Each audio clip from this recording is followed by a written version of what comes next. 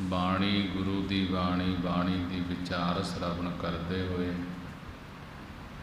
ਸਾਹਿਬ ਸ੍ਰੀ ਗੁਰੂ ਗ੍ਰੰਥ ਸਾਹਿਬ ਮਹਾਰਾਜ ਜੀ ਦੇ ਦਰਸ਼ਨ ਦੀਦਾਰੇ ਕਰਦੇ ਹੋਏ ਗੁਰੂ ਦਰਬਾਰ ਦੇ ਅੰਦਰ ਹਾਜ਼ਰੀਆਂ ਭਰਦੇ ਹੋਏ ਮਨ ਬਿਰਤੀਆਂ ਨੂੰ ਇਕਾਗਰ ਕਰਦੇ ਹੋਏ ਗੁਰੂ ਗ੍ਰੰਥ ਸਾਹਿਬ ਮਹਾਰਾਜ ਜੀ ਨੂੰ ਸੀਸ ਝੁਕਾਉਂਦੇ ਹੋਏ ਗੁਰੂ ਗੋਬਿੰਦ ਸਿੰਘ ਮਹਾਰਾਜ ਜੀ ਦੀ ਬਖਸ਼ੀ ਹੋਈ ਫਤਿਹ ਬੁਲੰਦ ਕਰੀਏ ਜੀ। ਵਾਹਿਗੁਰੂ ਜੀ ਕਾ ਖਾਲਸਾ, ਵਾਹਿਗੁਰੂ ਜੀ ਕੀ ਫਤਿਹ। ਸਾਹਿਬ ਸ੍ਰੀ ਗੁਰੂ ਗ੍ਰੰਥ ਸਾਹਿਬ ਮਹਾਰਾਜ ਜੀ ਦੀ ਪਵਿੱਤਰ ਬਾਣੀ। ਗੌੜੀ ਕਬੀਰ ਜੀ ਪੰਚਪਦੇ। ਗੁਰੂ ਗ੍ਰੰਥ ਸਾਹਿਬ ਮਹਾਰਾਜ ਜੀ ਦੀ ਪਵਿੱਤਰ ਬਾਣੀ 326 ਅੰਗ ਤੇ ਭਗਤ ਕਬੀਰ ਜੀ ਦੀ ਬਾਣੀ ਹੈ।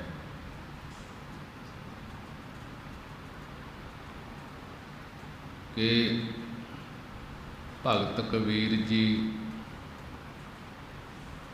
ਬਾਰੇ ਉਥਾਨਕਾ ਵਿੱਚ ਇਹ ਲਿਖਿਆ ਹੈ ਕਿ ਕਾਂਸੀ ਦੇ ਬ੍ਰਾਹਮਣਾਂ ਨੇ ਮਿਲ ਕੇ ਕਬੀਰ ਜੀ ਨੂੰ ਕਿਹਾ ਕਿ ਤੁਸੀਂ ਕਾਂਸੀ ਵਿੱਚ ਇਸ ਕਰਕੇ ਰਹਿੰਦੇ ਹੋ ਕਿ ਸ਼ਿਵ ਜੀ ਤੈਨੂੰ ਮੁਕਤ ਕਰ ਦੇਵੇਗਾ।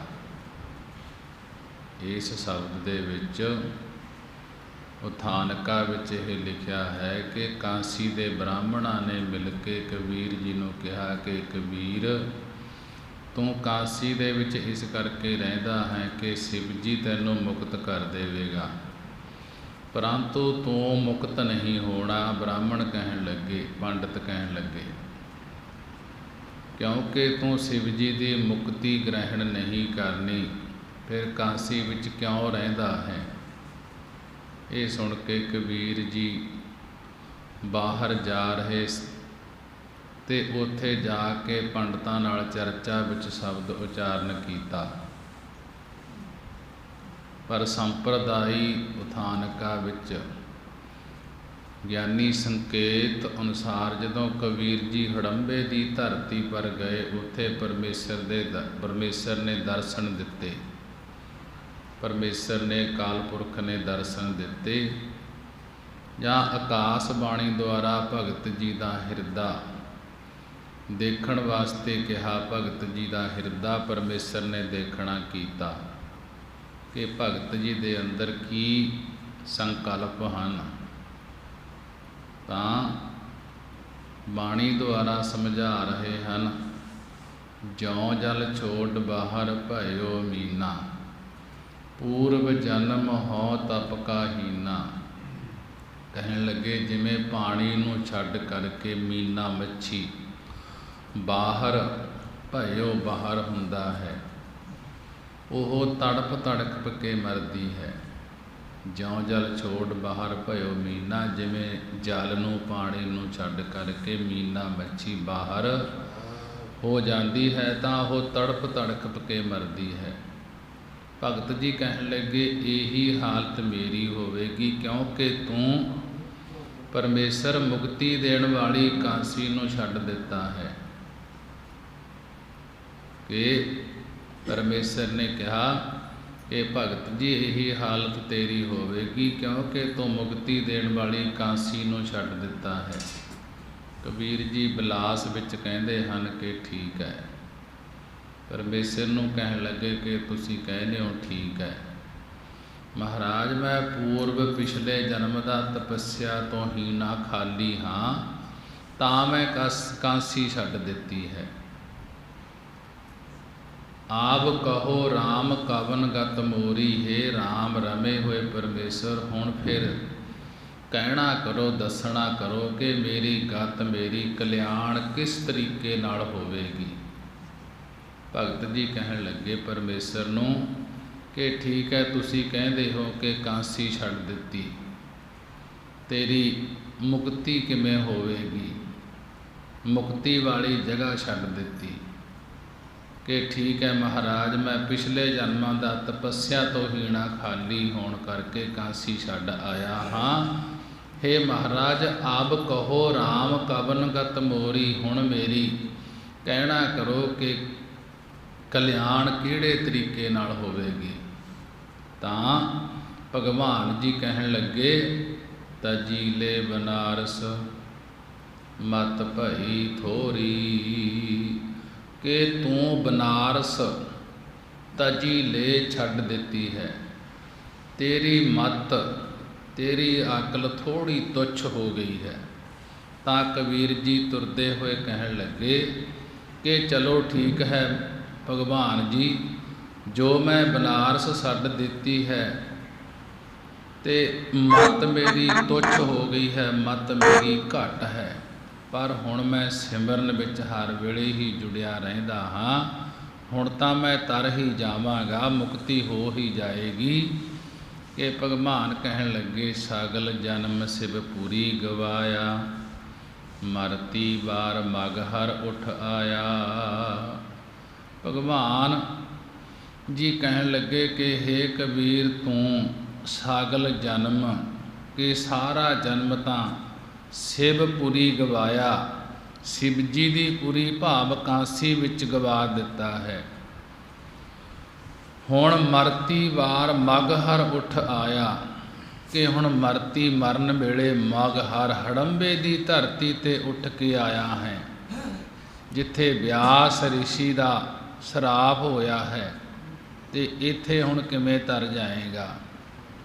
ਵਿਆਸ ਰਿਸ਼ੀ ਦੇ ਸਰਾਪ ਦੀ ਗੱਲ ਇਸ ਪ੍ਰਕਾਰ ਹੈ ਕਿ ਜਿੱਥੇ ਸ਼ਿਵ ਜੀ ਨੇ ਕਾਂਸੀ ਵਸਾਈ ਹੈ, ਉੱਥੇ ਇੱਕ ਵਾਰ ਵਿਆਸ ਰਿਸ਼ੀ ਆਪਣੇ 1 ਲੱਖ ਵਿਦਿਆਰਥੀਆਂ ਨੂੰ ਲੈ ਕੇ ਕਾਂਸੀ ਵਿੱਚ ਪਹੁੰਚੇ।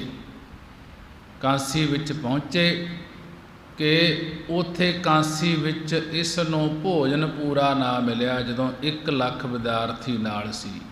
ਫਿਰ ਇਸ ਨੇ ਕਿਹਾ ਕਿ ਚਲੋ ਹੜੰਬੇ ਦੀ ਧਰਤੀ 'ਤੇ ਚੱਲਦੇ ਹਾਂ, ਹੜੰਬੇ ਚੱਲਦੇ ਹਾਂ। ਉੱਥੇ ਬੈਠ ਕੇ ਲੋਕਾਂ ਨੂੰ ਬਹੁਤ, ਜਦੋਂ ਉੱਥੇ ਗਏ ਹੜੰਬੇ ਦੀ ਧਰਤੀ 'ਤੇ ਬੈਠੇ ਤੇ ਉੱਥੇ ਲੋਕਾਂ ਨੇ ਬਹੁਤ ਵਿਆਸ ਰਿਸ਼ੀ ਨੂੰ ਨਿਉਂਦੇ ਦੇਣੇ ਸ਼ੁਰੂ ਕਰ ਦਿੱਤੇ। ਅਨੇਕਾਂ ਹੋਰ ਵੀ ਰਿਸ਼ੀ ਮੁਨੀ ਉੱਥੇ ਆ ਪਹੁੰਚੇ ਹੜੰਬੇ ਦੀ ਧਰਤੀ 'ਤੇ। ਵਿਆਸ ਦਾ ਬਹੁਤ ਆਦਰ ਸਤਿਕਾਰ ਹੋਣ ਲੱਗ ਪਿਆ।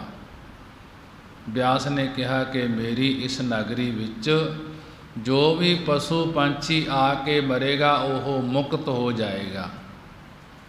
ਫਿਰ ਮਨੁੱਖ ਦੀ ਤਾਂ ਗੱਲ ਕੀ ਹੀ ਕਰਨੀ ਹੈ, ਉਹ ਇੱਥੇ ਰਹਿ ਕੇ ਮੁਕਤ ਹੀ ਮੁਕਤ ਹੈ, ਜਿਹੜਾ ਇੱਥੇ ਆਏਗਾ। ਉੱਧਰੋਂ ਸ਼ਿਵ ਜੀ ਉਦਾਸ ਹੋ ਗਿਆ, ਕਿਉਂਕਿ ਸ਼ਿਵ ਜੀ ਕਾਂਸੀ ਵਿੱਚ ਰਹਿੰਦਾ ਸੀ ਕਿ ਮੇਰੀ ਕਾਂਸੀ ਦੀ ਰੌਣਕ ਘਟ ਗਈ ਹੈ। ਉਦਾਸ ਹੋ ਗਿਆ ਜਦੋਂ ਵਿਆਸ ਰਿਸ਼ੀ ਜੀ ਉੱਥੋਂ ਚਲਿਆ ਗਿਆ। ਤੇ ਸ਼ਿਵ ਜੀ ਦਾ ਪੁੱਤਰ ਗਣੇਸ਼ ਸੀ। ਗਣੇਸ਼ ਨੇ ਆਪਣੇ ਪਿਤਾ ਤੋਂ ਉਦਾਸ ਹੋਣ ਦਾ ਕਾਰਨ ਪੁੱਛਿਆ। ਸ਼ਿਵ ਜੀ ਦਾ ਪੁੱਤਰ ਗਣੇਸ਼ ਨੇ ਆਪਣੇ ਪਿਤਾ ਤੋਂ ਉਦਾਸ ਹੋਣ ਦਾ ਕਾਰਨ ਪੁੱਛਿਆ। ਤਾਂ ਸ਼ਿਵ ਜੀ ਨੇ ਕਿਹਾ ਕਿ ਮੇਰੀ ਵਸਾਈ ਹੋਈ ਕਾਂਸੀ ਉਜੜਦੀ ਜਾ ਰਹੀ ਹੈ ਤੇ ਵਿਆਸ ਦੀ ਹੜੰਬੇ ਵਾਲੀ ਧਰਤੀ ਪ੍ਰਫੁੱਲਤ ਹੁੰਦੀ ਜਾ ਰਹੀ ਹੈ। ਗਣੇਸ਼ ਨੇ ਕਿਹਾ ਕਿ ਪਿਤਾ ਜੀ, ਮੈਂ ਯਤਨ ਕਰਦਾ ਹਾਂ। ਇਹ ਗਣੇਸ਼ ਵਿਆਸ ਰਿਸ਼ੀ ਦੇ ਕੋਲ ਵਿਦਿਆਰਥੀ ਬਣ ਕੇ ਗਿਆ ਤੇ ਉੱਥੇ ਜਾ ਕੇ ਪੜ੍ਹਨ ਲੱਗ ਪਿਆ ਵਿਆਸ ਰਿਸ਼ੀ ਕੋਲੇ।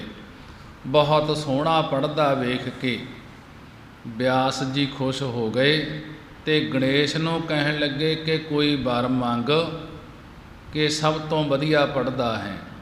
ਗਣੇਸ਼ ਕਹਿੰਦਾ, ਰਿਸ਼ੀ ਜੀ ਵਰ ਕੀ ਮੰਗਣਾ ਹੈ?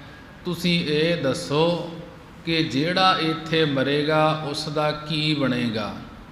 ਵਿਆਸ ਨੇ ਕਿਹਾ, ਉਹ ਮੁਕਤ ਹੋ ਜਾਏਗਾ। ਗਣੇਸ਼ ਜਾਣ ਬੁੱਝ ਕੇ ਕਹਿੰਦਾ ਕਿ ਮਹਾਰਾਜ ਕੀ ਹੋ ਜਾਏਗਾ? ਤਾਂ ਵਿਆਸ ਕਹਿੰਦਾ ਕਿ ਮੁਕਤ ਹੋ ਜਾਏਗਾ। ਦੁਬਾਰਾ ਫੇਰ ਗਣੇਸ਼ ਪੁੱਛਦਾ ਹੈ ਕਿ ਮਹਾਰਾਜ ਸੁਣਿਆ ਨਹੀਂ, ਕੀ ਹੋਵੇਗਾ? ਕਹਿੰਦਾ ਮੁਕਤ ਹੋਵੇਗਾ। ਇਉਂ ਵਿਆਸ ਨੂੰ ਇੰਨਾ ਅਕਾ ਦਿੱਤਾ। ਤਾਂ ਵਿਆਸ ਨੇ ਅੱਕ ਕੇ ਗੁੱਸੇ ਵਿੱਚ ਕਿਹਾ ਕਿ ਜਿਹੜਾ ਇੱਥੇ ਮਰੇਗਾ ਗਧਾ ਬਣੇਗਾ। ਗਣੇਸ਼ ਨੇ ਉਸੇ ਵੇਲੇ ਤਥਾ ਅਸੂ ਕਹਿ ਦਿੱਤਾ, ਸਤ ਬਚਨ ਕਹਿ ਦਿੱਤਾ। ਇਉਂ ਛਲ ਦੇ ਨਾਲ ਗਣੇਸ਼ ਨੇ ਸਰਾਪ ਦਵਾ ਦਿੱਤਾ ਹੜੰਬੇ ਦੀ ਧਰਤੀ ਨੂੰ। ਸੋ ਹੇ ਕਬੀਰ, ਤੂੰ ਇਸ ਸਰਾਫੀ ਹੋਈ ਧਰਤੀ ਤੋਂ ਕਿਵੇਂ ਮੁਕਤ ਹੋਏਗਾ? ਇਹ ਧਰਤੀ ਸਰਾਫੀ ਹੋਈ ਹੈ।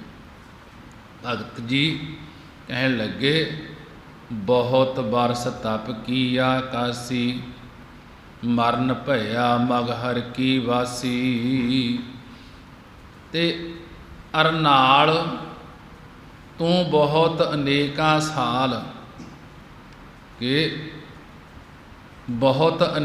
ਸਾਲ ਕਾਂਸੀ ਵਿੱਚ ਤਪ ਕੀਤਾ ਹੈ, ਤੇ ਹੁਣ ਮਰਦੇ ਹੋਇਆਂ ਮਗਹਰ ਹੜੰਬੇ ਦੀ ਧਰਤੀ ਦਾ ਵਾਸੀ ਬਣ ਗਿਆ ਹੈ। ਇਹ ਤੂੰ ਕੀ ਕੀਤਾ ਹੈ? ਅੱਗੋਂ ਭਗਤ ਜੀ ਕਹਿਣ ਲੱਗੇ ਕਿ ਕਾਸੀ ਮਗਹਰ ਸਮ ਵਿਚਾਰੀ, ਪੁੱਛੀ ਭਗਤ ਕੈਸੇ ਉੱਤਰ ਸਪਾਰੀ। ਪਰਮੇਸ਼ਰ ਨੂੰ ਭਗਤ ਜੀ ਕਹਿਣ ਲੱਗੇ, ਹੇ ਮਹਾਰਾਜ, ਮੈਂ ਕਾਂਸੀ ਬਨਾਰਸ ਤੇ ਮਗਹਰ ਹੜੰਬੇ ਦੀ ਧਰਤੀ ਨੂੰ ਸਾਮ ਬਰਾਬਰ ਇੱਕ ਸਮਾਨ ਹੀ ਵਿਚਾਰਨਾ ਕੀਤਾ ਹੈ। ਨਾਲੇ ਜੇਕਰ ਮੈਂ ਕਾਂਸੀ ਵਿੱਚ ਮਰਦਾ ਤਾਂ ਲੋਕਾਂ ਨੇ ਕਹਿਣਾ ਸੀ ਕਿ ਇਸ ਨੂੰ ਸ਼ਿਵ ਜੀ ਨੇ ਮੁਕਤ ਕਰ ਦਿੱਤਾ। ਮੈਂ ਸ਼ਿਵ ਜੀ ਵਾਲੀ ਮੁਕਤੀ ਨਹੀਂ ਚਾਹੁੰਦਾ, ਮੈਂ ਤਾਂ ਤੇਰੀ ਭਗਤੀ ਕਰਕੇ ਮੁਕਤੀ ਲੈਣੀ ਚਾਹੁੰਦਾ ਹਾਂ ਕਿ ਬ੍ਰਹਮ ਬੇਤਾ ਕਿਤੇ ਵੀ ਸਰੀਰ ਛੱਡ ਜਾਵੇ ਉਹ ਮੁਕਤ ਹੀ ਹੁੰਦਾ ਹੈ। ਅਤੇ ਨਾਲ ਹੀ ਜੇਕਰ ਕਿਸੇ ਦੀ ਭਗਤੀ ਤੁੱਛ ਮਾਤਰ ਹੈ, ਫਿਰ ਉਹ ਸੰਸਾਰ ਸਮੁੰਦਰ ਤੋਂ ਕਿਵੇਂ ਪਾਰ ਉਤਰ ਜਾਏਗਾ? ਭਗਤ ਜੀ ਕਹਿਣ ਲੱਗੇ, ਸਾਰੀ ਉਮਰ ਕੋਈ ਕੁਕਰਮ ਕਮਾਉਂਦਾ ਰਹੇ ਤੇ ਅੰਤ ਨੂੰ ਕਾਂਸੀ ਵਿੱਚ ਮਰਨ ਵਾਲਾ ਕਿਵੇਂ ਮੁਕਤ ਹੋ ਜਾਏਗਾ? ਕਿ ਪਾਨਣੀ ਰਿਖੀ ਮਰ ਕੇ ਪ੍ਰੇਤ ਦੀ ਜੂਨੀ ਵਿੱਚ ਪਿਆ ਹੈ। ਕਹੋ ਗੁਰ ਗਜ ਸੇਵ ਸਭ ਕੋ ਜਾਣੈ, ਕਿ ਹੇ ਪਰਮੇਸ਼ਰ, ਤੇਰੇ ਨਾਮ ਦੇ ਪ੍ਰਤਾਪ ਨੂੰ ਗੁਰ ਦੇਵਤਿਆਂ ਦਾ ਗੁਰ ਬ੍ਰਹਸਪਤੀ ਵੀ ਚੰਗੀ ਤਰ੍ਹਾਂ ਜਾਣਦਾ ਹੈ, ਜਿਸ ਨੇ ਰਾਮ ਨਾਮ ਕਹਿ ਕੇ ਇੰਦਰ ਦੀਆਂ ਹਜ਼ਾਰਾਂ ਭਾਗਾਂ ਨੂੰ ਨਾਸ ਕਰਕੇ 1000 ਨੇਤਰ ਬਣਾਏ ਸੀ। ਮੇਰਾ ਗੁਰ ਪਰਮਾਨੰਦ ਵੀ ਜਾਣਦਾ ਹੈ, ਗਜ ਗਣੇਸ਼ ਵੀ ਜਾਣਦਾ ਹੈ, ਤੇ ਸ਼ਿਵ ਜੀ ਆਦਿਕ ਸਾਰੇ ਹੀ ਸਾਨੂੰ ਜਾਣਦੇ ਹਨ। ਕਿ ਕਬੀਰ ਜੀ ਕਥਨ ਕਰਦੇ ਹਨ ਕਿ ਗਜ ਗਣੇਸ਼ ਦਾ ਗੁਰੂ ਸ਼ਿਵ ਜੀ, ਤੇ ਹੋਰ ਵੀ ਸਭ ਕੋਈ ਨਾਮ ਦੀ ਮਹਿਮਾ ਜਾਣਦੇ ਹਨ। ਕਿ ਜਦੋਂ ਇਹ ਗੱਲ ਭਗਤ ਕਬੀਰ ਜੀ ਨੇ ਕਹੀ, ਤਦੋਂ ਇੱਕ ਵਾਰੀ ਗਣੇਸ਼ ਨੇ ਆਪਣੇ ਪਿਤਾ ਨੂੰ ਕਿਹਾ ਕਿ ਮੈਨੂੰ ਸਾਰੇ ਗੁਣਾਂ ਦਾ ਮੁਖੀਆ ਬਣਾਉਣ।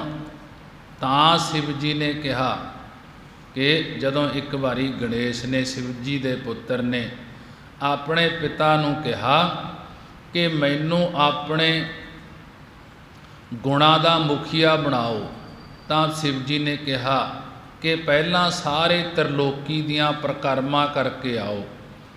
ਜਿਹੜਾ ਪਹਿਲਾਂ ਆ ਗਿਆ ਪ੍ਰਕਰਮਾਂ ਕਰਕੇ, ਉਹ ਹੀ ਗੁਣਾਂ ਦਾ ਮੁਖੀਆ ਹੋਵੇਗਾ। ਤਾਂ ਸ਼ਿਵ ਜੀ ਦੇ ਬਾਕੀ ਪੁੱਤਰ ਆਪੋ ਆਪਣੇ ਵਾਹਣ ਲੈ ਕੇ ਚਲੇ ਗਏ, ਤੇ ਸ਼ਿਵ ਜੀ ਸਮਾਧੀ ਵਿੱਚ ਬੈਠ ਗਿਆ, ਤੇ ਗਣੇਸ਼ ਕੋਲ ਵਾਹਣ ਸੀ ਚੂਹਾ। ਇਹ ਪਾਰਵਤੀ ਨੂੰ ਕਹਿਣ ਲੱਗਿਆ ਕਿ ਮਾਤਾ, ਮੇਰਾ ਵੀ ਚਿੱਤ ਤ੍ਰਿਲੋਕੀ ਦੀ ਪ੍ਰਕਰਮਾ ਕਰਨ ਨੂੰ ਕਰਦਾ ਹੈ, ਪਰ ਮੈਂ ਆਪਣੇ ਵਾਹਣ ਪਰ ਬੈਠ ਕੇ ਕਿਵੇਂ ਪ੍ਰਕਰਮਾ ਕਰਾਂਗਾ, ਕਿਉਂਕਿ ਮੇਰਾ ਵਾਹਣ ਬਹੁਤ ਛੋਟਾ ਚੂਹਾ ਹੈ ਤੇ ਮੇਰਾ ਸਰੀਰ ਭਾਰਾ ਹੈ। ਤਾਂ ਪਾਰਵਤੀ ਨੇ ਰਾਮ ਨਾਮ ਲਿਖ ਕੇ ਦੇ ਦਿੱਤਾ ਤੇ ਹੱਥ ਵਿੱਚ ਚੌਲ ਫੜਾ ਦਿੱਤੇ ਤੇ ਕਿਹਾ ਕਿ ਚੂਹੇ ਤੇ ਚੜ੍ਹ ਕੇ ਰਾਮ ਨਾਮ ਦੀਆਂ ਪ੍ਰਕਰਮਾਂ ਕਰੀ ਜਾਂ ਗਣੇਸ਼। ਤਾਂ ਗਣੇਸ਼ ਬਹੁਤ ਖੁਸ਼ ਹੋਇਆ। ਇਸ ਦੇ ਦੂਸਰੇ ਭਰਾ ਜਿੱਥੇ ਵੀ ਜਾਣ ਉੱਥੇ ਹੀ ਚੂਹੇ ਦੀਆਂ ਪੈੜਾਂ ਤੇ ਕੁਝ ਚੌਲਾਂ ਦੇ ਦਾਣੇ ਖਿਲਰੇ ਹੋਏ ਦਿਸਣ। ਇਸ ਪ੍ਰਕਾਰ ਗਣੇਸ਼ ਸਭ ਤੋਂ ਪਹਿਲਾਂ ਹੀ ਆਪਣੇ ਪਿਤਾ ਦੇ ਕੋਲ ਪਹੁੰਚ ਗਿਆ ਤੇ ਸ਼ਿਵ ਜੀ ਨੇ ਅੱਖਾਂ ਖੋਲ੍ਹੀਆਂ ਤੇ ਦੇਖਿਆ ਕਿ ਗਣੇਸ਼ ਹੀ ਸਾਰਿਆਂ ਵਿੱਚ ਮੁਖੀ ਹੈ, ਪਹਿਲਾਂ ਆ ਗਿਆ। ਇਸ ਪ੍ਰਕਾਰ ਇਹ ਗਣਾਂ ਦਾ ਈਸ਼ਰ ਬਣਿਆ। ਇਸ ਪ੍ਰਕਾਰ ਇਹ ਵੀ ਨਾਮ ਦੀ ਮਹਿਮਾ ਨੂੰ ਜਾਣਦਾ ਹੈ ਕਿ ਨਾਮ ਕਰਕੇ ਹੀ ਮੈਂ ਸਭ ਤੋਂ ਪਹਿਲਾਂ ਤਰਲੋਕੀ ਦਾ ਚੱਕਰ ਲਾ ਕੇ ਆ ਗਿਆ ਹਾਂ। ਸ਼ਿਵ ਜੀ ਵੀ ਨਾਮ ਦੀ ਮਹਿਮਾ ਨੂੰ ਜਾਣਦਾ ਹੈ। ਜਿਸ ਵੇਲੇ ਇਸ ਨੂੰ ਮੋਹਣੀ ਅਵਤਾਰ ਧਾਰ ਕੇ ਭਗਵਾਨ ਨੇ ਜ਼ਹਿਰ ਦਿੱਤੀ ਤਾਂ ਸ਼ਿਵ ਨੇ ਨਾਮ ਦੇ ਪ੍ਰਤਾਪ ਕਰਕੇ ਉਹ ਜ਼ਹਿਰ ਕੰਠ ਵਿੱਚ ਧਾਰਨ ਕਰ ਲਈ ਸੀ, ਤਾਂ ਕੰਠ ਨੀਲਾ ਹੋ ਗਿਆ, ਪਰ ਜ਼ਹਿਰ ਸਾੜ ਨਾ ਸਕੀ। ਇਸ ਪ੍ਰਕਾਰ ਸਾਰੇ ਹੀ ਨਾਮ ਦੇ ਪ੍ਰਤਾਪ ਨੂੰ ਭਗਤ ਜੀ ਕਹਿਣ ਲੱਗੇ ਜਾਣਦੇ ਹਨ। ਮੂਆ ਕਬੀਰ ਰਮਤ ਸਰੀ ਰਾਮੈ। ਭਗਤ ਕਬੀਰ ਜੀ ਕਥਨ ਕਰਦੇ ਹਨ ਕਿ ਮੈਂ ਤਾਂ ਸਰੀ ਸੋਭਨੀਕ ਰਾਮ ਤੇਰੇ ਨਾਮ ਨੂੰ ਉਚਾਰਦੇ ਹੋਏ ਨੇ ਮੂਆ ਸਰੀਰ ਛੱਡਣਾ ਹੈ। ਮੋਆ ਕਬੀਰ ਰਮਤ ਸ੍ਰੀ ਰਾਮੈ। ਭਗਤ ਕਬੀਰ ਜੀ ਕਥਨ ਕਰਦੇ ਹਨ ਕਿ ਮੈਂ ਤਾਂ ਸ੍ਰੀ ਸੋਭਨੀਕ ਰਮੇ ਹੋਏ ਪਰਮੇਸ਼ਰ ਦੇ ਨਾਮ ਨੂੰ ਉਚਾਰਦੇ ਹੋਏ ਨੇ ਸਰੀਰ ਛੱਡਣਾ ਹੈ। ਫਿਰ ਮੈਨੂੰ ਕਿਸੇ ਦਾ ਕੀ ਡਰ ਹੈ, ਮੈਂ ਤਾਂ ਜ਼ਰੂਰ ਹੀ ਮੁਕਤ ਹੋਵਾਂਗਾ। ਕਹੋ ਗੁਰ ਗਜ ਸਿਵ ਸਭ ਕੋ ਜਾਣੈ ਮੋਆ ਕਬੀਰ ਰਮਤ ਸ੍ਰੀ ਰਾਮੈ। ਕਿ ਭਗਤ ਕਬੀਰ ਜੀ ਕਥਨ ਕਰਦੇ ਹਨ ਕਿ ਬਿਆਸ ਆਦਿਕ ਗੁਰੂ ਮਹਾਦੇਵ ਆਦਿਕ ਸੇਵ ਖੁਦ ਗਣ ਗਣੇਸ਼ ਅਤੇ ਹੋਰ ਸਭ ਕਿਸੇ ਨੇ ਥੋੜ੍ਹੇ ਚਿਰ ਨੂੰ ਜਾਣ ਲੈਣਾ ਹੈ ਕਿ ਕਬੀਰ ਜੀ ਰਾਮ ਸਿਮਰਦਾ ਹੋਇਆ ਮਿਰਤੂ ਨੂੰ ਪ੍ਰਾਪਤ ਹੋਇਆ ਹੈ, ਭਾਵ ਕਿ ਪੂਰਨ ਭਗਤੀ ਵਿੱਚ ਮੋਇਆ ਹੈ। ਇਸ ਕਰਕੇ ਉਹ ਮਗਹਰ ਵਿੱਚ ਮਰ ਕੇ ਵੀ ਜੰਮਣ ਮਰਨ ਤੋਂ ਰਹਿਤ ਹੋ ਗਿਆ ਹੈ। ਕਹੋ ਗੁਰ ਗਜ ਸਿਵ ਸਭ ਕੋ ਜਾਣੈ। ਕਹੋ ਕਹਿੰਦੇ ਹਨ ਕਿ ਗੁਰ ਇਸ ਵਿੱਚੋਂ ਏਕਾ ਲੈਣਾ। ਗੁਰ ਏਕਾ ਗਜ ਗਣੇਸ਼ ਤੋਂ 4 ਅੰਕ ਕੇ 4 ਲੈਣਾ, ਸਿਵ ਤੋਂ 11 ਅੰਕ ਲੈਣੇ। ਇਸ ਪ੍ਰਕਾਰ ਇਹ 1141 ਹਿਜਰੀ ਸੰਮਤ ਬਣਦਾ ਹੈ। ਕਹਿੰਦੇ ਉਸ ਵੇਲੇ ਭਗਤ ਕਬੀਰ ਸਾਹਿਬ ਜੀ ਰਾਮ ਜੀ ਦਾ ਨਾਮ ਉਚਾਰਦੇ ਹੋਏ ਸ਼ਾਂਤ ਹੋਏ, ਭਾਵ ਸਰੀਰ ਦਾ ਤਿਆਗ ਕੀਤਾ। ਇਹ ਭਗਤ ਮਾਲਾ ਵਿੱਚ ਭਗਤ ਕਬੀਰ ਸਾਹਿਬ ਜੀ ਦੀ ਸੱਚਖੰਡ ਗਾਵਨ ਦੀ ਤਰੀਕ ਆਉਂਦੀ ਹੈ ਕਿ 1141 ਨੂੰ ਭਗਤ ਕਬੀਰ ਜੀ ਨੇ ਆਪਣਾ ਸਰੀਰ ਤਿਆਗ ਦਿੱਤਾ ਸੀ। ਕਬੀਰ ਜੀ ਕਥਨ ਕਰਦੇ ਹਨ ਕਿ ਜੋ ਸਾਰਿਆਂ ਦਾ ਚੇਤਨ ਸਰੂਪ ਗਿਆਨ ਨੂੰ ਪੈਦਾ ਕਰਨ ਵਾਲਾ ਸਿਵ ਕਲਿਆਣ ਸਰੂਪ ਗੁਰੂ ਹੈ, ਉਹਨਾਂ ਨੂੰ ਸਭ ਕੋਈ ਜਾਣਦਾ ਹੈ। ਮੈਂ ਉਹਨਾਂ ਗੁਰਾਂ ਦੇ ਉਪਦੇਸ਼ ਦੁਆਰਾ ਸ੍ਰੀ ਰਾਮ ਦੇ ਨਾਮ ਨੂੰ ਉਚਾਰਦੇ ਹੋਏ ਨੇ ਸਰੀਰ ਛੱਡਣਾ ਹੈ। ਰਾਮ ਦੇ ਨਾਮ ਨੂੰ ਉਚਾਰਦਿਆਂ ਹੋਇਆ ਮੈਂ ਜੀਵਤ ਭਾਤੋਂ ਮਰਿਆ ਹਾਂ। ਗੌੜੀ ਕਬੀਰ ਜੀ ਚੋਆ ਚੰਦਨ ਮਰਦਨ ਅੰਗਾ, ਸੋ ਤਨ ਜਲੈ ਕਾਠ ਕੈ ਸੰਗਾ।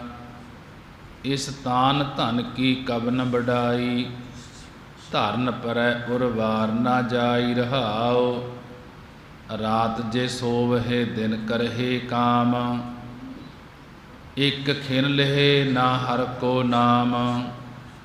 ਹਾਥ ਤਡੋਰ ਮੁਖ ਖਾਇਓ ਤੰਬੋਲ, ਮਰਤੀ ਵਾਰ ਕਸ ਵਾਧਿਓ ਚੋਰ। ਗੁਰਮਤਿ ਰਸ ਰਸ ਹਰ ਗੁਣ ਗਾਵੈ, ਰਾਮ ਮੈਂ ਰਾਮ ਰਮਤ ਸੁਖ ਪਾਵੈ। ਕਿਰਪਾ ਕਰ ਕੈ ਨਾਮ ਦਿਰੜਾਈ, ਹਰ ਹਰ ਬਾਸ ਸੁਗੰਧ ਵਸਾਈ। ਕਹਿਤ ਕਬੀਰ ਚੇਤਰੇ ਅੰਧਾ, ਸਤ ਰਾਮ ਝੂਠਾ ਸਭ ਧੰਦਾ। ਭਗਤ ਕਬੀਰ ਸਾਹਿਬ ਜੀ ਬਰਾਗਮਈ ਸ਼ਬਦ ਉਚਾਰਨ ਕਰਦੇ ਹਨ ਗੌੜੀ ਰਾਗ ਦੇ ਅੰਦਰ। ਭਗਤ ਜੀ ਕਹਿਣ ਲੱਗੇ ਚੋਆ ਚੰਦਨ ਮਰਦਨ ਅੰਗਾ, ਸੋ ਤਨ ਜਲੈ ਕਾਠ ਕੈ ਸੰਗਾ। ਹੇ ਭਾਈ, ਜਿਹੜਾ ਚੰਦਨ ਨੂੰ ਚੁਆ ਕੇ ਉਸ ਦੇ ਆਤਰ ਆਦਿਕ ਸੁਗੰਧੀਆਂ ਨੂੰ ਸਰੀਰ ਦੇ ਅੰਗਾਂ ਪਰ ਮਰਦਨ ਮਲਦੇ ਹੋਂ। ਉਹ ਤਨ ਉਹ ਸਰੀਰ ਅੰਤ ਵੇਲੇ, ਕਾਠ ਕੈ ਸੰਗਾ, ਕਾਠ ਹੁੰਦਾ ਲੱਕੜਾਂ, ਲੱਕੜਾਂ ਦੇ ਨਾਲ ਹੀ ਸੜ ਜਾਣਾ ਹੈ। ਚੋਆ ਚੰਦਨ ਮਰਦਨ ਅੰਗਾ, ਸੋ ਤਨ ਜਲੈ ਕਾਟ ਕੈ ਸੰਗਾ। ਇਹ ਭਾਈ ਜਿਹੜਾ ਚੰਦਨ ਨੂੰ ਚੁਆ ਚੁਆ ਕੇ, ਚੰਦਨ ਦਾ ਰਸ ਕੱਢ ਕੇ ਉਸ ਦੇ ਆਤਰ ਆਦਿਕ ਸੁਗੰਧੀਆਂ ਨੂੰ ਸਰੀਰ ਦੇ ਅੰਗਾਂ ਪਰ ਮਰਦਨ ਮਲਦੇ ਹੋਂ। ਸੋ ਤਨ ਜਲੈ ਕਾਠ ਕੈ ਸੰਗਾ, ਉਹ ਤਨ ਉਹ ਸਰੀਰ ਅੰਤ ਵੇਲੇ ਕਾਠ ਲੱਕੜਾਂ ਦੇ ਸੰਗ ਨਾਲ ਜਲੈ ਸੜ ਜਾਣਾ ਹੈ। ਇਸ ਤਾਨ ਧਨ ਕੀ ਕਵਨ ਵਡਾਈ, ਕਿ ਇਸ ਤਨ ਸਰੀਰ ਅਤੇ ਧਨ ਦੌਲਤ ਦੀ ਕਿਹੜੀ ਵਡਿਆਈ, ਕਿਹੜੀ ਮਹਿਮਾ ਕਰਦੇ ਹੋ। ਜਦੋਂ ਧਰਨ ਪਰੈ ਉਰਵਾਰ ਨਾ ਜਾਈ, ਜਦੋਂ ਸਰੀਰ ਦੀ ਧਰਨ ਧਰਤੀ ਉੱਤੇ ਡਿੱਗ ਪਿਆ, ਜਦੋਂ ਸਰੀਰ ਹੀ ਧਰਨ ਧਰਤੀ ਉੱਤੇ ਡਿੱਗ ਪਿਆ ਤਾਂ ਧਨ ਵੀ ਧਰਤੀ ਵਿੱਚ ਹੀ ਦੱਬਿਆ ਰਹਿ ਜਾਏਗਾ। ਇਹਨਾਂ ਨੇ ਉਰਵਾਰ ਪਾਰ ਭਾਵ ਪਰਲੋਕ ਵਿੱਚ ਸਾਥ ਨਹੀਂ ਦੇਣਾ।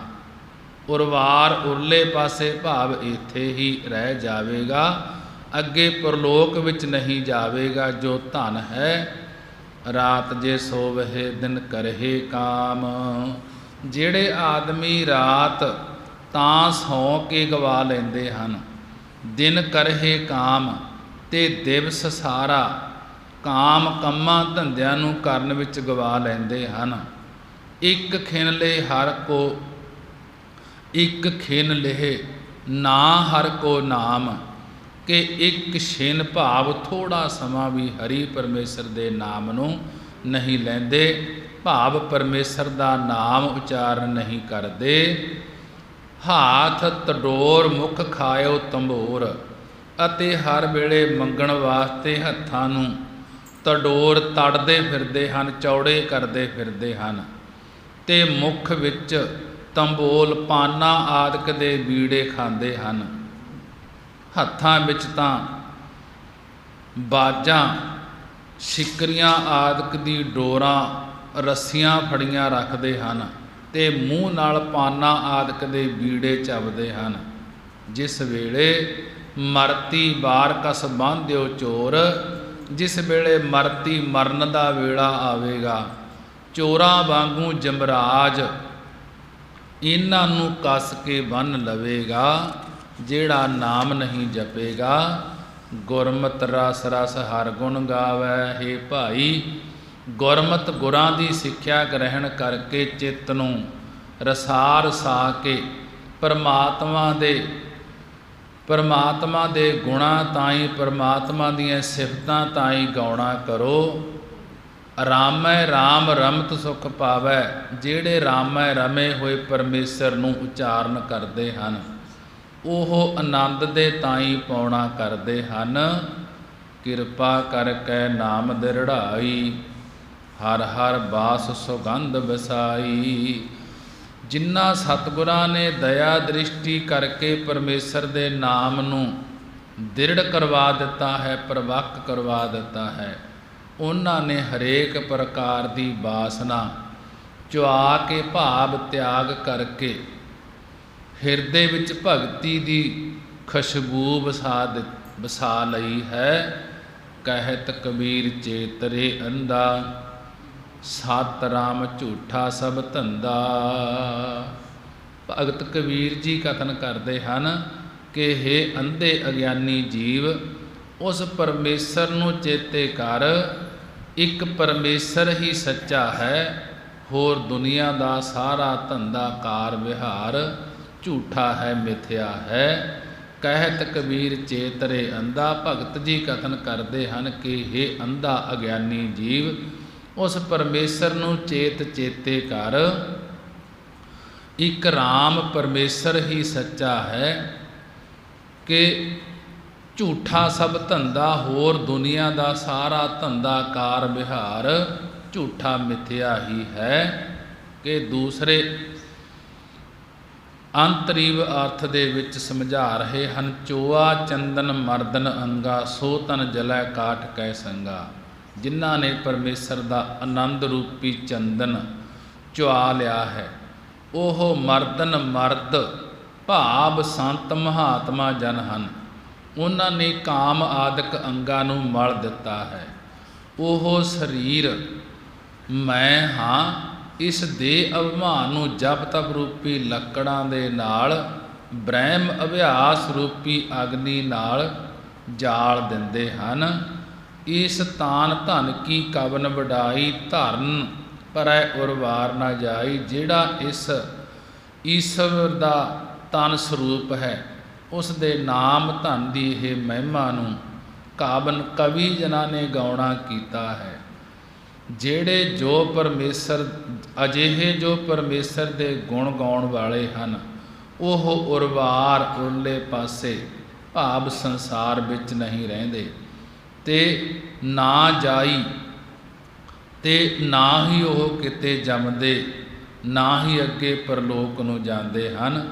ਉਹ ਸੁੱਧ ਭੂਮਾ ਰੂਪ ਬ੍ਰਹਮ ਦੇ ਵਿੱਚ ਪੈ ਜਾਂਦੇ ਹਨ, ਅਭੇਦ ਹੋ ਜਾਂਦੇ ਹਨ। ਰਹਾਉ ਕਿ ਭਗਤ ਜੀ ਪਰਮਾਤਮਾ ਕਰਮ ਕੀ ਕਰਦੇ ਹਨ। ਭਗਤ ਜੀ ਕਹਿਣ ਲੱਗੇ, ਰਾਤ ਜੇ ਸੋਵਹਿ ਦਿਨ ਕਰਹਿ ਕਾਮ, ਇੱਕ ਖਿਨ ਲਹਿ ਹਰ ਇੱਕ ਖਿਨ ਲਹਿ ਨਾ ਹਰ ਕੋ ਨਾਮ।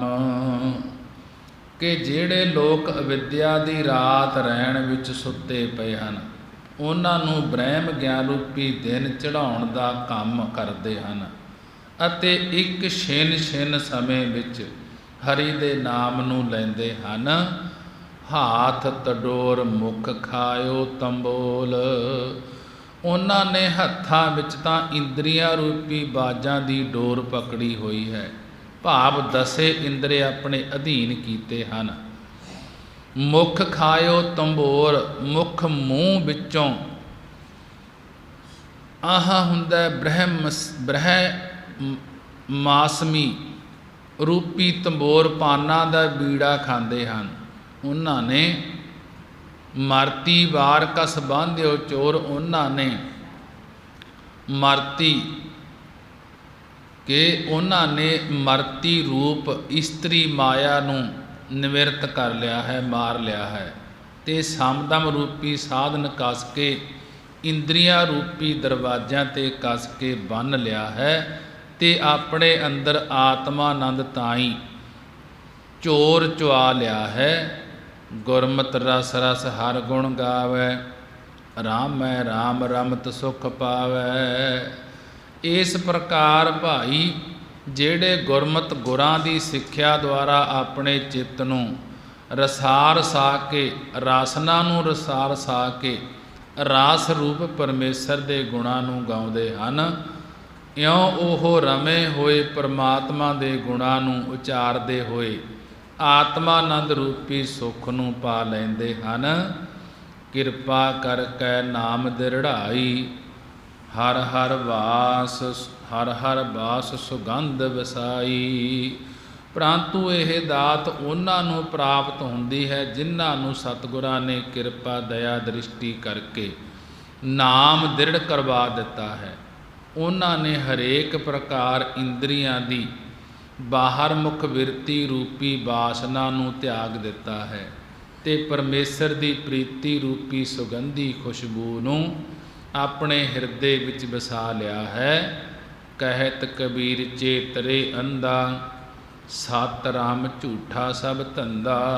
ਭਗਤ ਕਬੀਰ ਜੀ ਕਥਨ ਕਰਦੇ ਹਨ ਕਿ ਹੇ ਜੀਵ, ਅਗਿਆਨ ਪੁਣੇ ਵਿੱਚ ਹੀ ਨਾ ਪਿਆ ਕਰ, ਪਰਮੇਸ਼ਰ ਨੂੰ ਵੀ ਚੇਤੇ ਕਰ ਲਿਆ ਕਰ।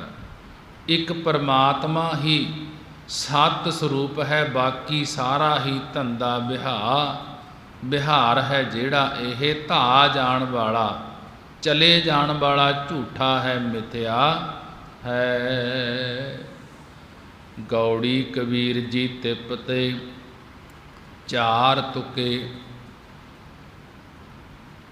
ਜਮ ਤੇ ਉਲਟ ਭਏ ਹੈ ਰਾਮ, ਦੁਖ ਵਿਨਸੇ ਸੁਖ ਕੀਓ ਵਿਸਰਾਮ। बैरी उल्ट भय है मीता, साकत उल्ट सोजन भय चीता। गौड़ी कबीर जी तिपदे चार तुके। भगत कबीर जी गौड़ी रागणी विच चार तुके दो शब्द उचाਰਨ करते हैं तो एक तिपदे तीन पदियां की शकल भाव तीन पौड़ियां वाला शब्द आवेगा तो दूजा चार तुके भाव कि पौड़ियां वाला चार पौड़ियां वाला शब्द आवेगा कि एक दिन भगत कबीर साहिब जी अपने घर विच बैठे सन। नगर विच एक बिरध पुरुष अपने पुत्रां नूं कह रहा सी कि मैनूं जमदूत दिस रहे हैं ते नाल बहुत कंबी जावे। कंबदा होया कह रहा अपने पुत्रां नूं कि मैनूं जमदूत दिसदे हन।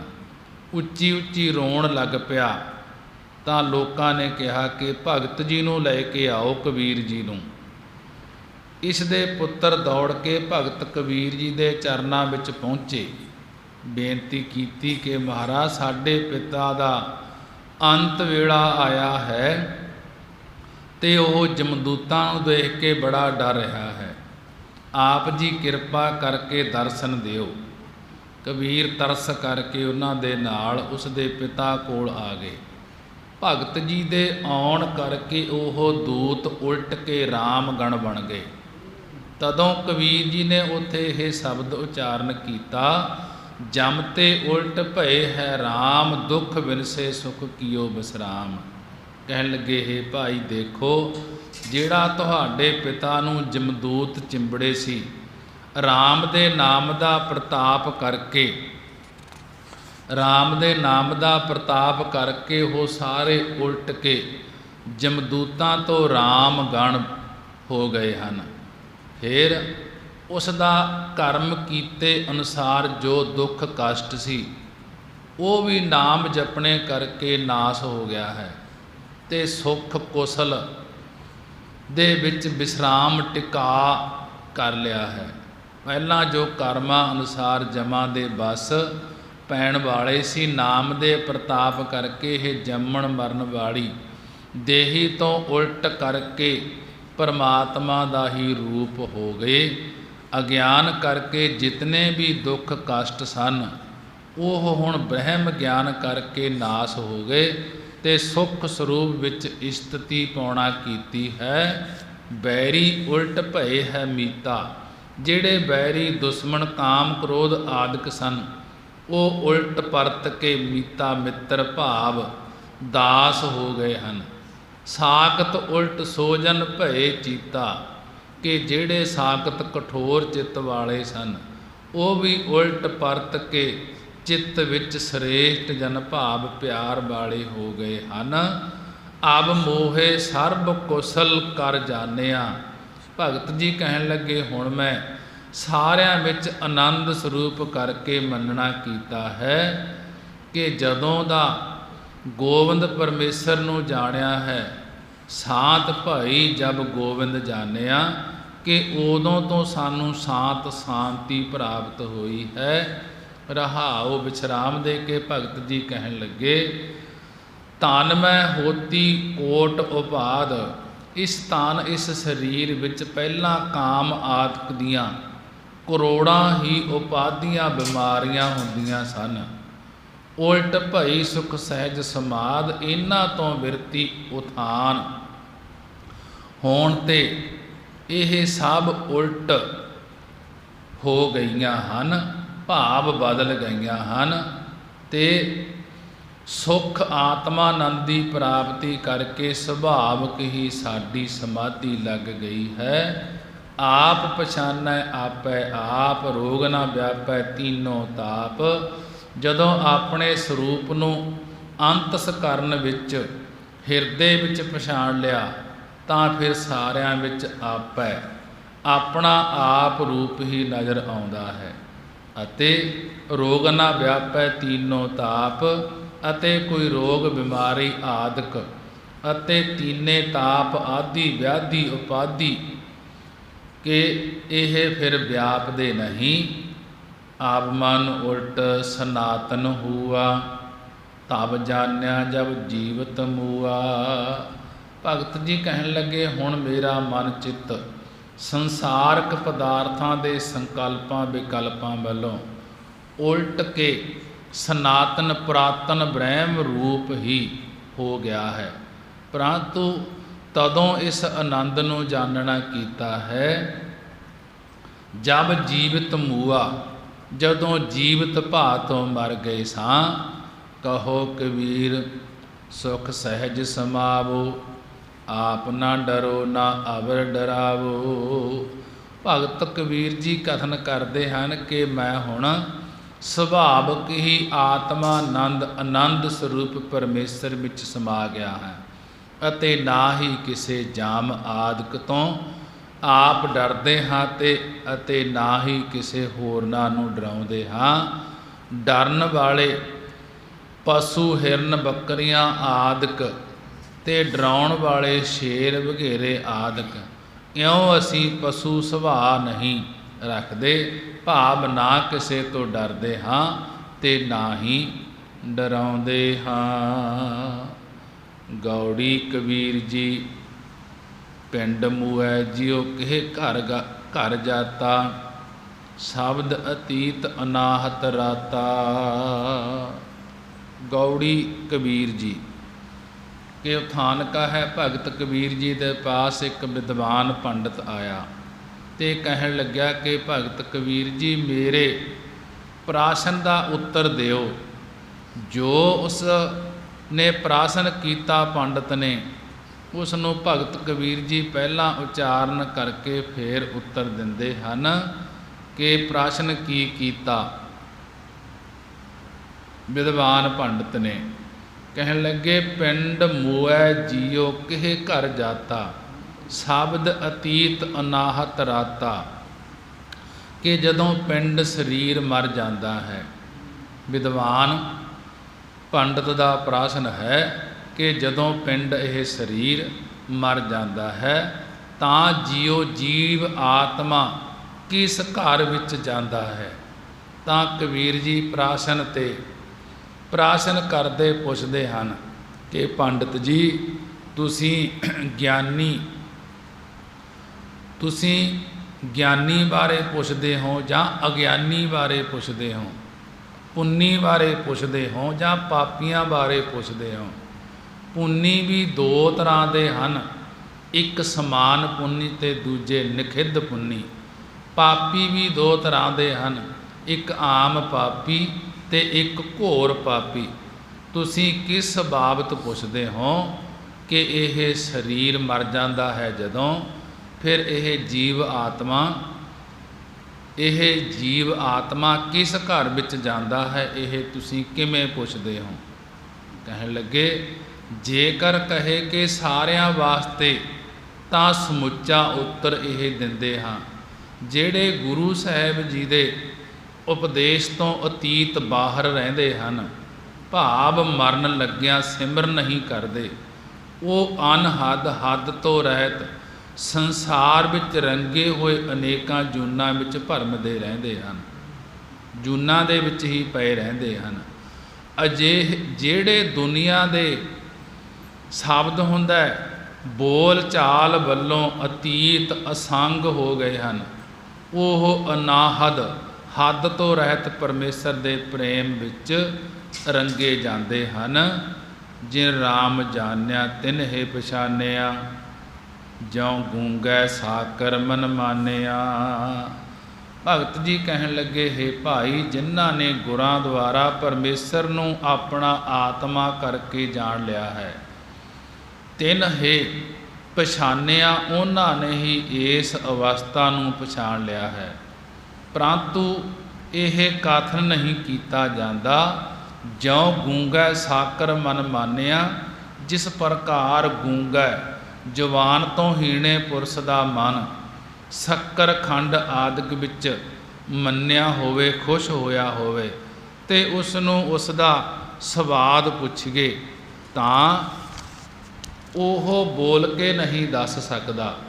ਉਸ ਦੇ ਚਿਹਰੇ ਤੋਂ ਮੁਸਕਹਾਰਟ ਦੇਖ ਕੇ ਹੀ ਲੋਕ ਸਮਝਦੇ ਹਨ ਕਿ ਇਹ ਸ਼ੱਕਰ ਖਾ ਕੇ ਖੁਸ਼ ਹੋਇਆ ਹੈ।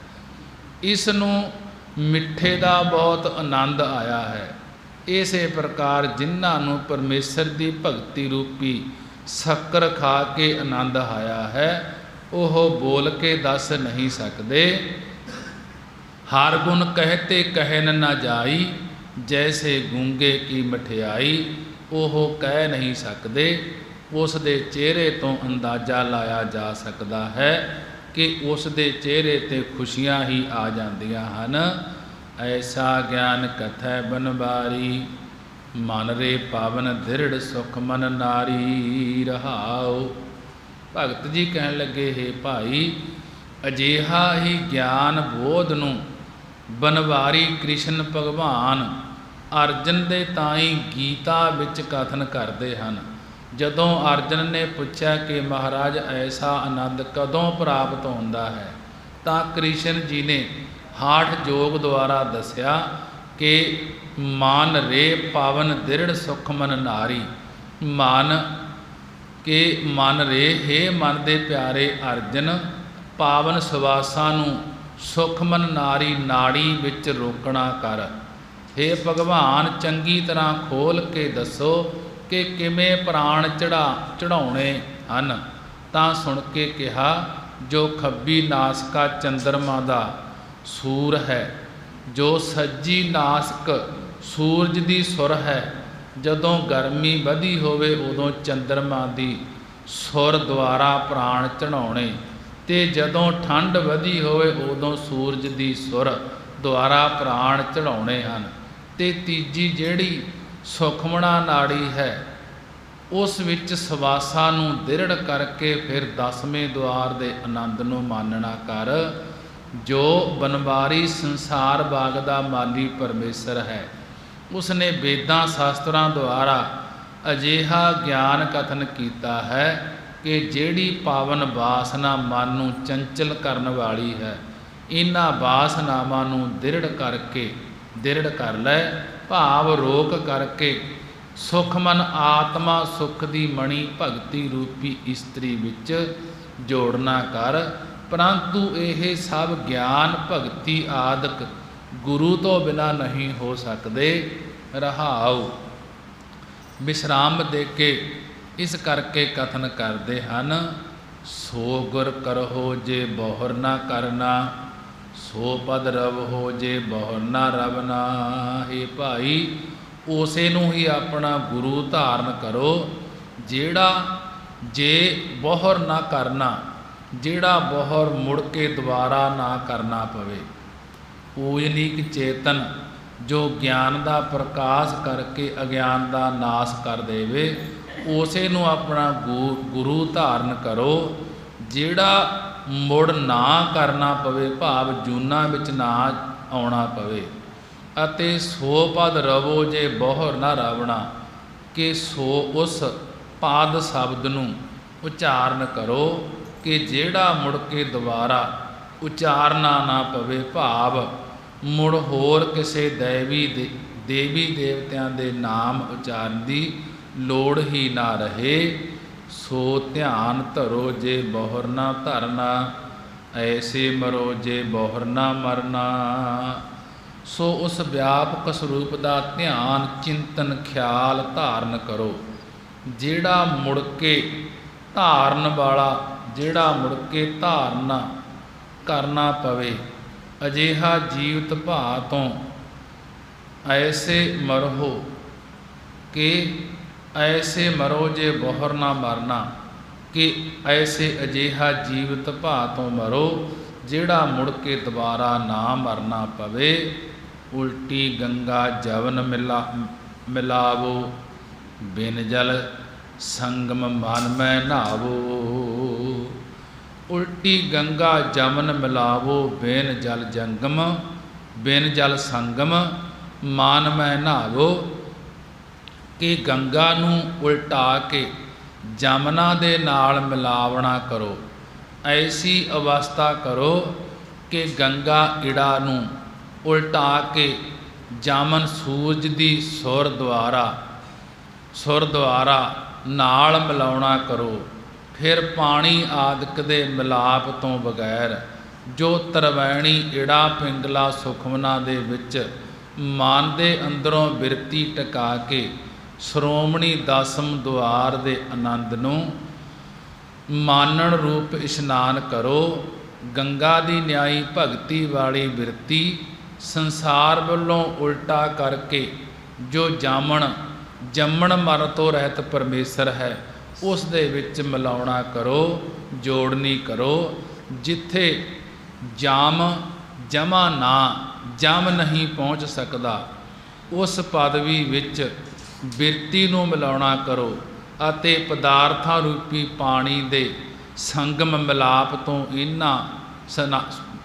ਸੰਗਮ ਮਿਲਾਪ ਤੋਂ ਬਿਨਾਂ ਬਿਰਤੀ ਨੂੰ ਅੰਦਰ ਹੀ ਟਿਕਾ ਕੇ ਪਰਮੇਸ਼ਰ ਦੇ ਬ੍ਰਹਮਾਨੰਦ ਰੂਪੀ ਅੰਮ੍ਰਿਤ ਜਲ ਵਿੱਚ ਨਹਾਵੋ, ਇਸ਼ਨਾਨ ਕਰੋ। ਲੋਚਾ ਸੰਸਰ ਇਹੋ ਵਿਵਹਾਰਾ, ਲੋਚਾ ਸੰਸਰ ਇਹੋ ਵਿਵਹਾਰਾ। ਜੇਕਰ ਪਰਮੇਸ਼ਰ ਨੂੰ ਮਿਲਣ ਦੀ ਲੋਚਾ ਇੱਛਾ ਹੈ ਤਾਂ ਇਹ ਸੰਸਾਰ ਦੇ ਵਿਵਹਾਰ ਉਸਤਤ ਨਿੰਦਿਆ ਆਦਿਕ ਵਿੱਚ ਬਿਰਤੀ ਨੂੰ ਸਮਸਰ ਇੱਕ ਸਮਾਨ ਕਰੋ। ਫਿਰ ਜਿਸਨੇ ਆਪਣੇ ਤਤ ਵਿਚਾਰ ਕਿਆ ਆਵਰ ਵਿਚਾਰਾ, ਤਤ ਵਿਚਾਰ ਕਿਆ ਆਵਰ ਵਿਚਾਰਾ ਕਿ ਫਿਰ ਜਿਸਨੇ ਆਪਣੇ ਤਤ ਸਰੂਪ ਦੀ ਵਿਚਾਰ ਕਰ ਲਈ ਹੈ ਤਾਂ ਫਿਰ ਇਸ ਤੋਂ ਪਰੇ ਹੋਰ ਕਿਹੜੀ ਵਿਚਾਰ ਰਹਿ ਗਈ। ਭਾਵ ਹੋਰ ਕੋਈ ਕਿਸੇ ਵਿਚਾਰ ਦੀ ਲੋੜ ਨਹੀਂ ਰਹਿ ਜਾਂਦੀ। ਆਪ ਤੇਜ ਥਾਏ ਪ੍ਰਿਥਵੀ ਆਕਾਸ਼ਾ, ਆਪ ਤੇਜ ਬਾਏ ਪ੍ਰਿਥਵੀ ਆਕਾਸ਼ਾ। ਜੋਗੀ ਲੋਕ ਇਹਨਾਂ ਪੰਜਾਂ ਤੱਤਾਂ ਆਪ ਪਾਣੀ, ਤੇਜ ਅੱਗ, ਬਾਏ ਹਵਾ, ਪ੍ਰਿਥਵੀ ਧਰਤੀ, ਆਕਾਸ਼ਾ ਆਕਾਸ਼ ਦੀ ਧਾਰਨਾ ਧਰਦੇ ਹਨ।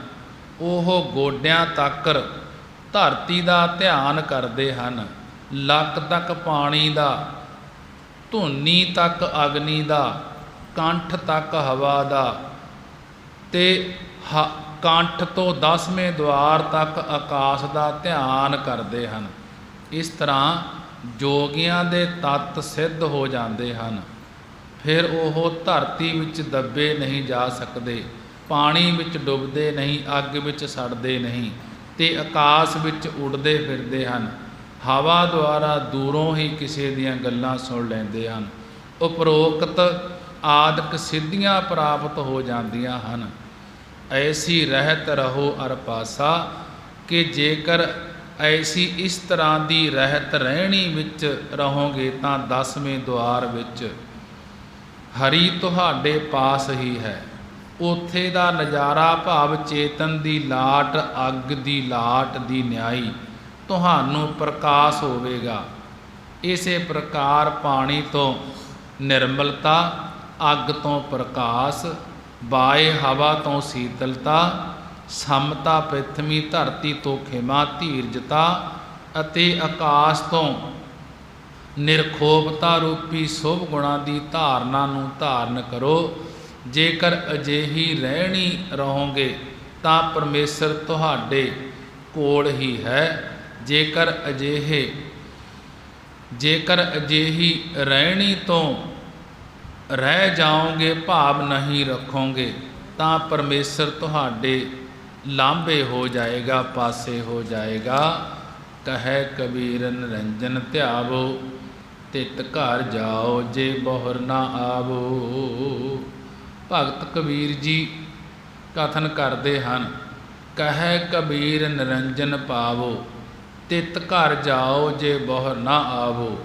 ਭਗਤ ਜੀ ਸਮਝਾ ਰਹੇ ਹਨ ਕਿ ਹੇ ਭਾਈ, ਜੋ ਨਿਰੰਜਨ ਸੁੱਧ ਸਰੂਪ ਪਰਮੇਸ਼ਰ ਹੈ ਉਸ ਨੂੰ ਇੱਕ ਚਿੱਤ ਹੋ ਕੇ ਧਿਆਉਣਾ ਕਰੋ ਤਾਂ ਫਿਰ ਉਸ ਸਤ ਸਰੂਪ ਰੂਪੀ ਘਰ ਵਿੱਚ, ਸੱਚਖੰਡ ਰੂਪੀ ਘਰ ਵਿੱਚ ਜਾਵੋਗੇ ਤੇ ਜਿੱਥੇ ਮੁੜ ਕੇ ਦੁਬਾਰਾ ਮਾਤਾ ਦੇ ਗਰਭ ਜੂਨੀਆਂ ਵਿੱਚ ਨਹੀਂ ਆਉਣਾ ਪਏਗਾ। ਮਹਾਰਾਜ ਜੀ ਨੇ ਬੜੇ ਹੀ ਵਿਸਥਾਰ ਦੇ ਨਾਲ ਗੁਰਬਾਣੀ ਦੁਆਰਾ ਉਪਦੇਸ਼ ਬਖਸ਼ਿਸ਼ ਕੀਤਾ ਹੈ। ਸਮਾਂ ਹੋ ਚੁੱਕਿਆ ਹੈ। ਆਓ 6 ਪੌੜੀਆਂ ਆਨੰਦ ਸਾਹਿਬ ਦਾ ਜਾਪ ਕਰਕੇ ਅਰਦਾਸ ਬੇਨਤੀ ਕਰੀਏ, ਮਹਾਰਾਜ ਕਿਰਪਾ ਕਰਨ। ਆਈਆਂ ਸੰਗਤ